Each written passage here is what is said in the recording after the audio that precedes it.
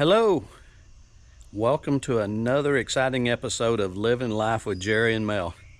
I'm told I'm Jerry, so today what I'm going to show you is the swimming pool and what we have to do pretty much every day or every other day, that sort of thing. And even though it probably doesn't need it, I always run this Wybot, and it's really not hard at all to get this thing going. You just drop it in, it'll start sinking. There it goes.